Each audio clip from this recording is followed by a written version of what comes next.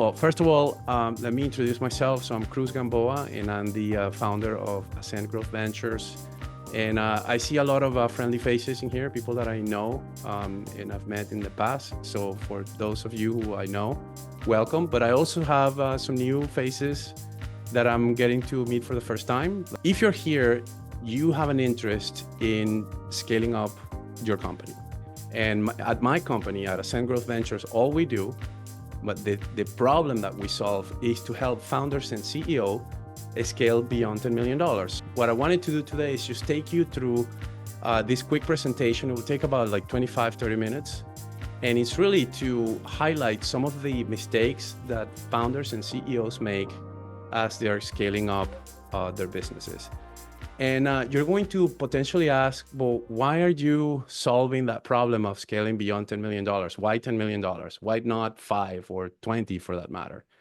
And it's really this. As I was actually getting my certification as a scaling up coach, I read somewhere that 0.5% of firms in the US never make it past $10 million. I thought that was pretty wild. I started to do some research with Harvard Business Review, articles. I read a couple of books, and I started talking to some of my clients as well to really understand like what was behind this. Because I come from a corporate environment. I worked at General Electric for many years, and I've seen growth, from small businesses to larger businesses. And it just kind of like surprised me that companies had a hard time scaling to these levels. And then once I became an entrepreneur, I understood kind of why, right? And so that's why I'm sort of I'm dedicating now. My company's mission is really to help solve that very problem. And what happens when you grow beyond $3 million, I would say, is that you bump into this problem that I'm calling the growth, the $3 to $10 million growth dilemma, right? And what it is founders and CEOs, they hit a wall between $3 and $5 million. And not because they are lacking effort or they don't know how to, do business or anything. It's just required a whole new level of strategies. And most importantly, a new mindset for you to get your company to where it needs to go. And that is basically what we do here at Ascend Growth Ventures. We help our clients, just basically go through that whole thing. And I'm going to talk about it a little bit more in detail later. So I wanted to show you this map because I think this map is amazing. I mapped sort of the journey from 0 to $10 million. And as you can see, when you are starting your business, you are basically in survival mode. So how many people have been in the 0 to $3 million? You know what it means to be in survival mode. But then some of us may or may not be in the next phase of this journey, which is in the stuck phase. And the stuck phase is actually, it could be, for some founders, it could get really sticky. It can get really hard to overcome it. How it feels to be in the stuck phase is you definitely have a product that people want. You have clients, but you have a lot of drama. You have potentially cash flow issues. Cash is hard to come by and generate. And you are basically in the middle of everything. You are getting pulled into every decision. Everything has to go through you. And potentially you have a lot of turnover. People are leaving. It's just kind of chaotic. And at some point, whatever worked when you were growing your company doesn't work anymore. And some founders, they find a way to get themselves out of the situation. And some, they just stay there for a very long time. And then eventually, what that does to you is that it burns you out. This is when you start feeling like you're burnt out, that you're wondering, like, why the hell did you get into this business to begin with? You feel like a slave. Maybe you left your corporate job to become your own boss. And then all of a sudden, your business is your boss, right? So who wants that? But what I notice is that there are a few accelerators that we can put in place in a business to help you get yourself out of that stuck phase, potentially into the rebuild phase first. And then, once you gain momentum, you should be on your way to your breakthrough, which is this $10 million sort of a pinnacle that we all want to achieve, right?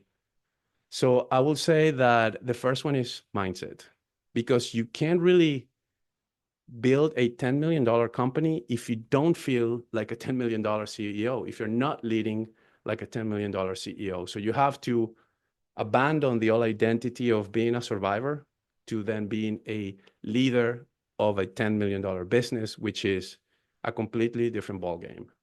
The other one is financial clarity. And this is one where I've noticed that a lot of people struggle. The reason being is that some of us are not proficient in finance, and we get really reactive. Maybe we delegate the finance function to our bookkeepers or to our finance person, and we forget to really use our accounting and our finance to drive our business, because we don't feel as comfortable with that. And obviously, the minute we change that, then that's when we start seeing results.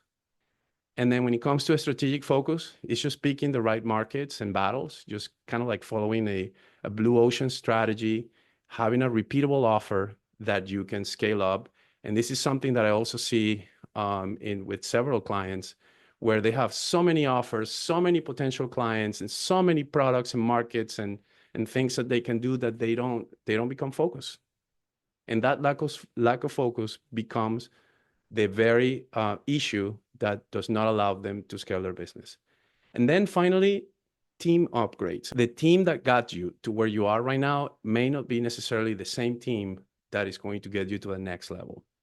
Some people are just not going to make it because they don't have the right skill sets, maybe because they're too stuck in how things used to be, or because your interests and your values are just simply not aligned. And that sometimes can be hard, because we like some of the people that work for us. I mean, we are thankful for what they've done, getting us to where we are, and letting go of them sometimes can be hard. But that's exactly what you need to do sometimes in order to get to the next level. And then finally, when it comes to systems, I mean, we all understand that systems are a form of leverage, but sometimes not having the clarity of how those systems are helping us becomes a problem as well. So we need to make sure that we have fewer systems that just basically give us more of what we want, and just simplify our lives and our business, right? So today, what I want to do is I want to talk about these 3 mistakes that I mentioned to you at first. I want to give you some tactical tools that you can put in place right now. I'm going to let 2 of my special guests today, Aarti and Melissa, to present their perspective on some of those mistakes. And then towards the end, we're going to have a 20-minute networking event. We have a prompt for you at the end.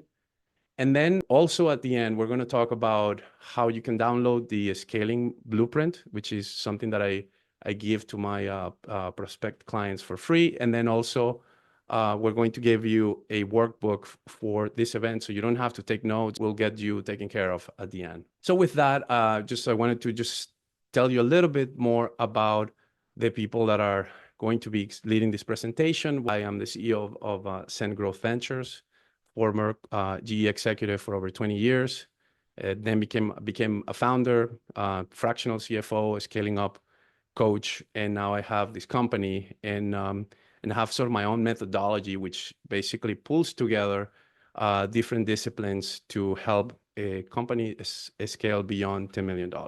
But with me, I have Melissa Siana. She's a co-founder of a bookkeeping company called Cruz Solutions. These guys have over 300 clients. They are probably one of the best bookkeeping firms that I've ever worked with. And the reason why I think that they're the best is because they get it. Not only are they doing the numbers, but they're really strategic in what they do. Then on my left side here is Aarti Anand. She's the CEO of Kodenyx AI. She's also a very accomplished person, and I call her the AI ninja because she is really good at automation, automating workflows, and just bringing AI into the mix. She's a PhD in systems, so she knows what she's talking about. Melissa and Aarti help me, and they're my partners in delivering what we call the strategic growth audit, which is one of the most significant products that we offer here at Ascend Growth Ventures. And I just wanted to thank the two of them ahead of time for just being so kind with their time and being here with us. So with that, let me just jump right to it, right? So the first mistake is leading like an operator instead of an architect. And I actually have a coach of my own. His name is David Bayard, and he always talked about how companies um, are a reflection of the founder's mindset.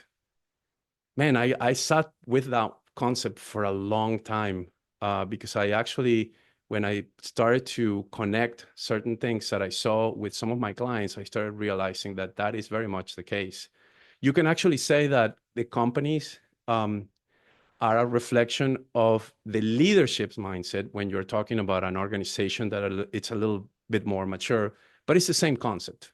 The company is basically a result of who's behind it, who's leading it, right? And the big question that I would ask from you is if I ask you, how are you leading your company today? Would you self-identify as the firefighter, as the operator, or the architect?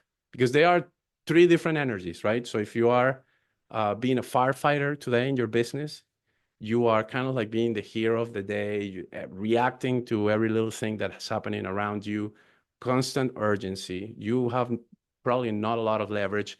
You could say that this type of avatar is more prevalent for, like early stage startups, right? But the truth is that some companies that are $5 to $7 million are also being led by people who are still managing companies from this way of leading, which is, if you ask me, is probably not the best.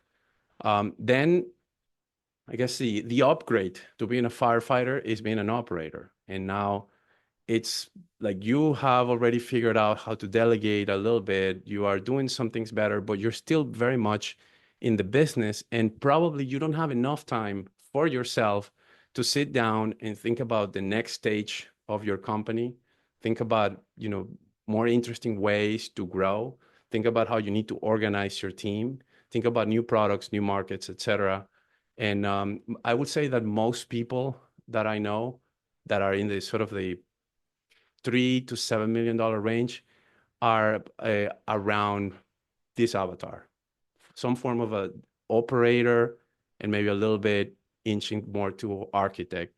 Architect is really where we want to be. We want to be in a place where we are able to step back from the business and really introduce systems and processes that allow us to make the life of the people that are doing the work easier, making it clear for them, making sure that they are aligned, and empowering the team so that they can help you scale your company. This is, to me, the ideal profile or the ideal state where we all need to aspire to be at. Okay, what does it take to get there? I would say it's really a decision, because in the end, you are the ceiling. Your business can break through. So if you don't step out of that operator or firefighter mode, you'll continue to stay there, and scaling will be very difficult and not fun. And you don't want to make it like that for your life. It gets exhausting, to be honest. And how do you know that you're being in sort of an operator and firefighter mode? If your team cannot move forward without you, if they don't have the ability to solve problems on their own, or they don't have the right systems, and you're constantly trying to solve problems around the organization and everything revolves around you, then you're not being an architect. That's pretty much the punchline here. So I have three powerful ideas that should help you. If you implement these things immediately, this is already an upgrade in your life. It's so simple that it's actually kind of silly to talk about it, but what I call it the 10K filter. I'm sure other people call it different things, but it's just really simple. It's just asking yourself every time you're doing a task or having to make a decision, you ask yourself whether this is a $10 an hour decision, $100 an hour decision, or $10,000 an hour decision. And what we know from all the literature that is out there is that most founders are going to spend most of their time, between 70 to 80% of their time, in $100 an hour decisions.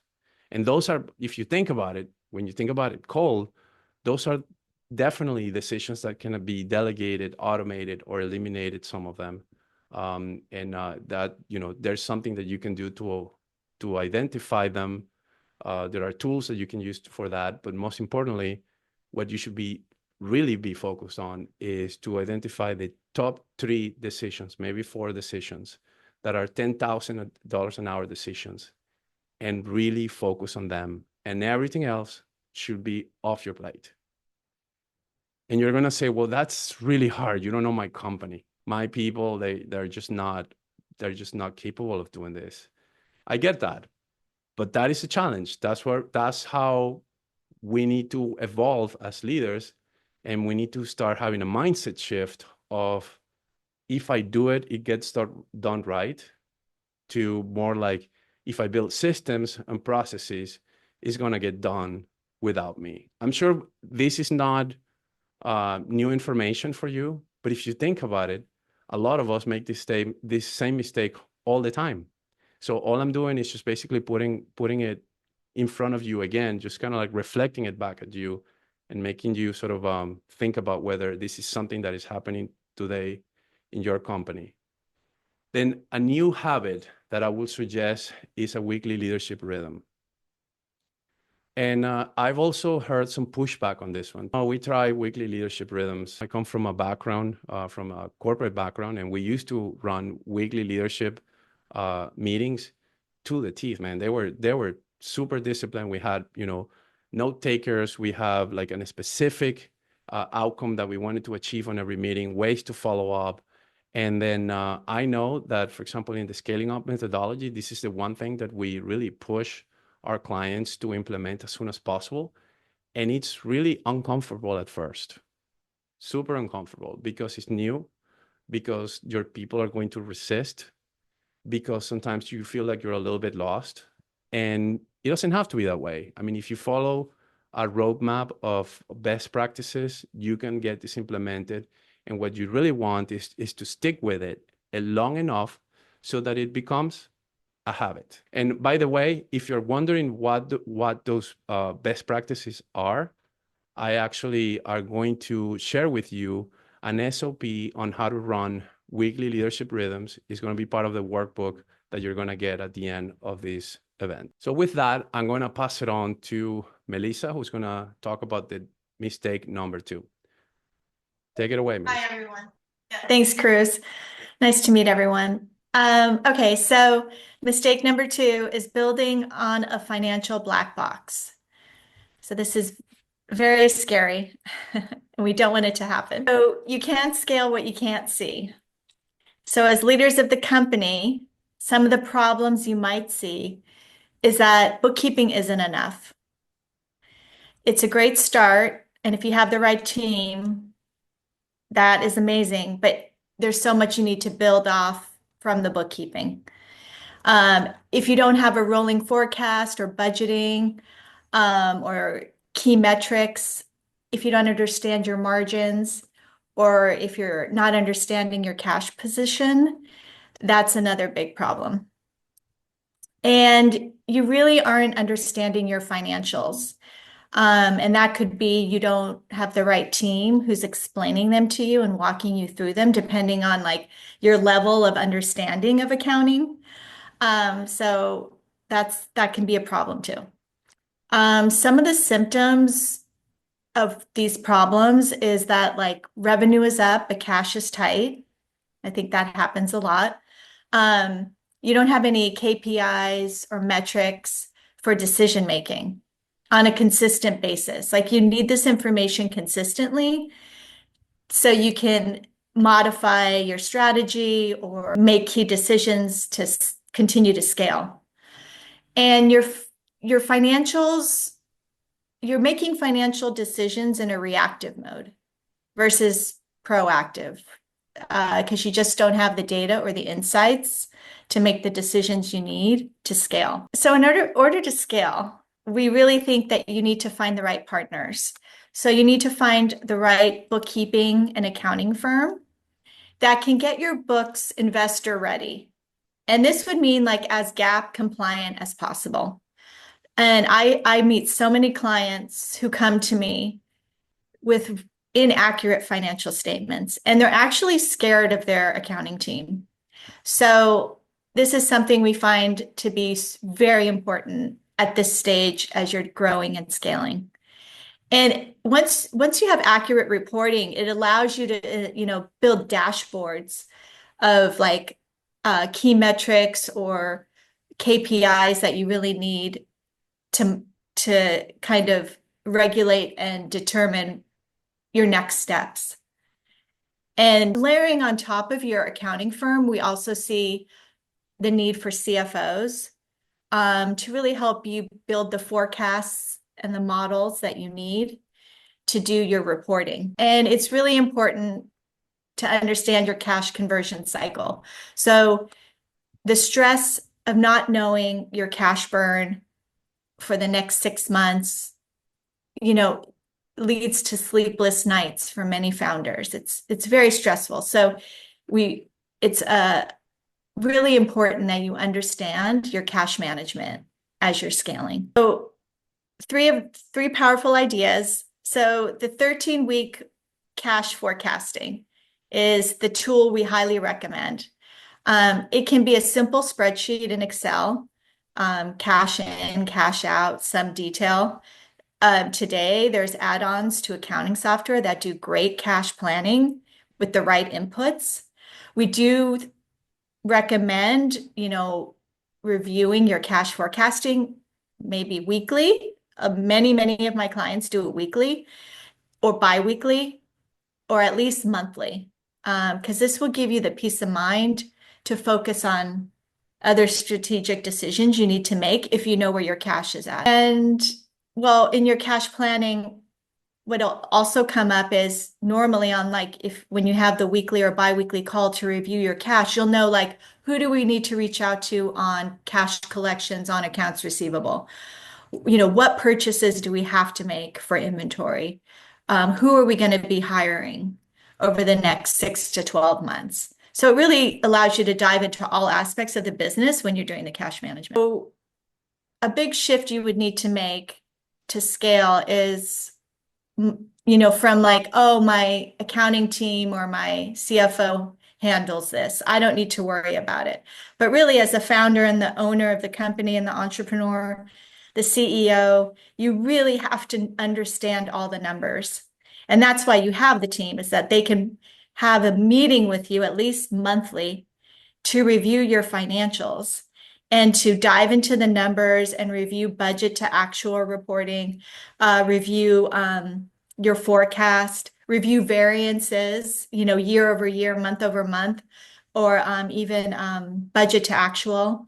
So all of that together with the right team can give you the information you need to make sure your margins in line, to make sure your bottom line is in line. So you really have to own those numbers as a leader. And I know sometimes people just don't have that muscle. They're just oh, someone else will do the numbers. And yeah, I'll see them every once in a while. But it's really something so important as the leader of the company that you have to develop that muscle and really start enjoying the process of understanding your financials and your forecasting. So I'm going to pass it on now to Aarti. All right. Thank you, Cruz. I'm very excited to be here. This is a powerful group right here. So I'm very excited. Mistake number 3. The reason why it's included in the 3 silent killers, it's because it's such a powerful idea. Yeah, we don't see many people talk about it. If your business is already messy and you think of bringing in AI to fix the problems, AI is actually going to make the mess speed faster. Cruz, next slide, please. And the reason why we see founders make this mistake so often, it's because it's AI. It's a new technology on the block. It's a new kid on the block. And everybody sees these tools on the market and there's just a big hype around it and lots of shiny objects. And people get into the FOMO mode because they don't want to be left behind. But one thing the 3 of us want you to understand is that without a strategic framework for what you want to automate, how and why, AI is actually just going to speed up the dysfunction that already exists in the business. And as a result, unfortunately, a lot of bad things happen is because you as a founder are on that train. You're trying to bring in new technology without really consulting with the team about what we need to automate, what would be the ROI if we bring in this automation and we automate the whole workflow. Without that ROI being very clear, your team is going to resist. And that happens a lot. We see that in businesses day in and day out as we talk to them. The teams get resistant and then you burn out before you even started. So next slide, please. So instead, this is the approach we take with our clients and we would advise everybody to take as well, is you have to clarify the strategy first. Start with systems, start with strategies. What is the big problem that you're trying to solve? Start there. Why is it a bottleneck problem? What is going to be ROI if we solve that problem? What are we going to get as a result of it? You start with that clarity on strategy. And then you give them a tool or you get a tool and then you play with it and then you bring it to your tool, which would be something like an AI readiness diagnostic or a scorecard, which tells you, you don't take action today. What is the cost of that inaction in terms of dollar amount, in terms of hours being spent weekly, monthly, daily? And you figure out what is already working, which could be a manual process, by the way. You have an internal SOP, someone follows step A, B, C, D, and they get to a predictable outcome. You take that manual process and then you put an AI spin on it so you can go 100x fast. Next slide, please. So we want to leave you with 3 tangible ideas, tools, / mindset shifts here, which are so tactical that you can literally go adopt them within the next 24 hours and you'll see the whole strategy shift within your business. So the first one is a very powerful tool. It's a 2x2 matrix, which when you go through that simple exercise may take you 5 minutes or less. It'll reveal like an X-ray. What do you need to eliminate? What do you need to automate? And what you should delegate? And if none of them, as an owner and the CEO of your business, what is it that you should and must own strategically because it lights you up and it also prints you money, right? The second one is mindset shift, which actually that's where everything and all the magic happens. Because if you don't have the mindset of an AI first operator, unfortunately, nothing is gonna stick with you. So you come from a mindset of, I'm gonna go chase all the shiny objects are there. We need more tools. We need to try everything on the market. You go from that mindset to, we need better systems before we can bring in new tools into our ecosystem. So that's where, again, the magic happens. And then you go look for the leverage map and you start to see, well, what's the next step or first step I can take? And that's where the new habit that we have put together is you start this across the teams, but you do one small action at a time, but you do it consistently. And when you do that consistently and you execute it, that's when all the great teams and all the great workflows and all the great systems are built. So you start this one habit where every week someone is going to sit down who's going to document an SOP. And then someone else is going to go follow that SOP, give us the outcome. We go from there. So these are the 3 powerful ideas we want to leave you so you don't end up making mistake 3, or if you're already making it, then you can course correct really quick. So Cruz, next slide, please. I think if you actually think about these 4 pillars, I spent a lot of time trying to understand what was the best way to create a framework and a sequence of events that would actually unlock the growth of companies trying to scale beyond $10 million, right? So remember, I have that background as a scaling up coach. And what I noticed is that you can have all of the coaching that you want from a business perspective, but if your mindset and your vision are not clear, your company is not growing. So my approach is that you need to get really super clear on what it is, the company that you're building and why, and how does it align with your values, with your purpose, etc. Because when you become clear, everything else around you becomes clear, including your team, the team that has to help you execute on that vision. And then the mindset, right? The mindset, we talked about it. Like you need to handle yourself as a $10 million CEO, if that's what you want to, if that's the company that you want to create. So how does a $10 million company CEO leads? Is he in the weeds, or is he an architect, or she an architect, right? So these are the kinds of things that we need to start asking ourselves. The next one, we talked about it, financial infrastructure. Melissa touched on it. Financial infrastructure is not an afterthought. It's not a bookkeeping kind of thing. It's something that we need to do, like get clarity and control up front, so that by the time we get to the strategy and execution, we're able to structure that strategy around something that we can measure. We can have KPIs, we can have financial systems that can help us assess the efficiency of the execution of what we're trying to build, right? And then finally, we got to start thinking about systems as leverage, systems and people, because I put people in with intelligent leverage.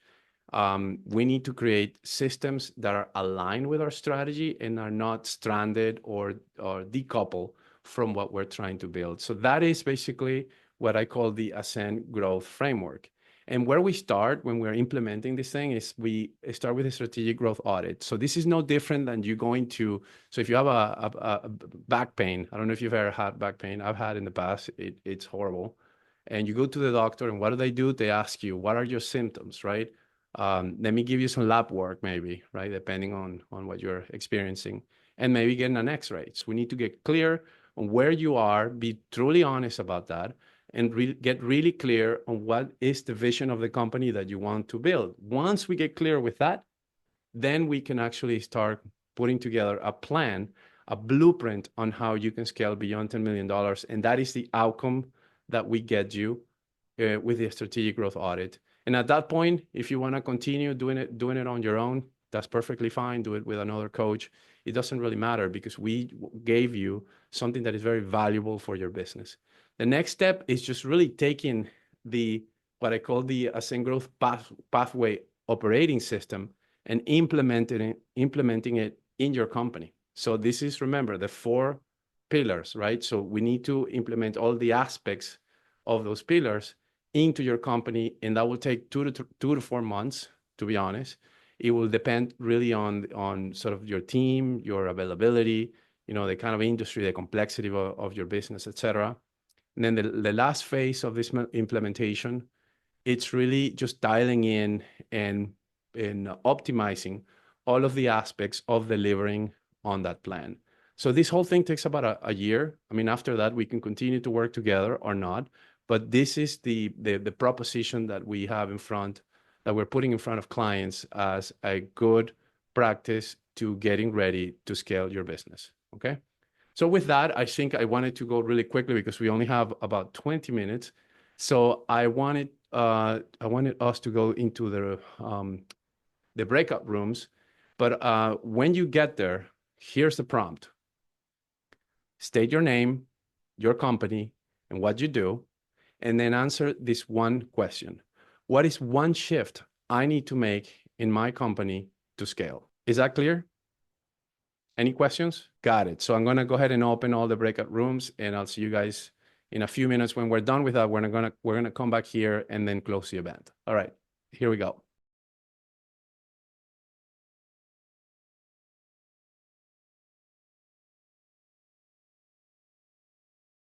Scaling, it doesn't have to be a solo sport. It's all about creating the partnerships and the relationships and having the right coaches to help you along the way. Can you do this alone? I'm sure you can, but it can be lonely, it can be painful, and you can make a lot of mistakes. So if you're really serious about going fast, we are happy to just get on a call with you and find out if we are good for each other, and just take it from there. I just wanted to thank you all. I hope this event added some value into your journey, and I wish you all the best.